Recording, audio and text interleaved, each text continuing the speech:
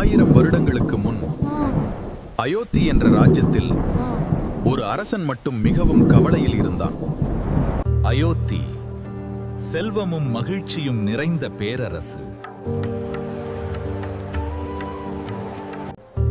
ஆனால் அந்த அரசனின் மனதில் மட்டும் ஒரு பெரிய வெறுமை இருந்தது.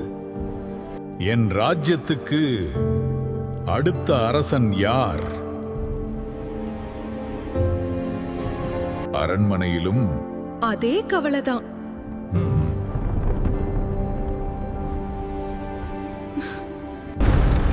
மன்னா,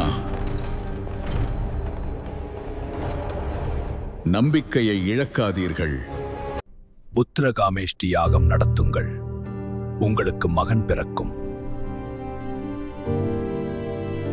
அயோத்தி முழுவதும் பெரிய யாகத்திற்கான ஏற்பாடுகள் தொடங்கின. அந்த யாகம் அயோத்தியின் விதியையே மாற்றப் போகிறது. இந்த பாயாசத்தை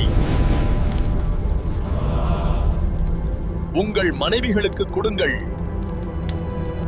அந்த ஒரு கிண்ணம் உலக வரலாற்றையே மாற்றியது. அந்த இரவு அயோத்தியில் பிறந்தான் ஸ்ரீராமன். அயோத்தி முழுவது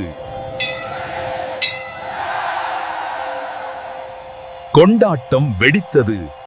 ஆனால் அந்த குழந்தை ஒரு நாள் உலகின் மிகப்பெரிய போரில் இறங்கப் போகிறான்.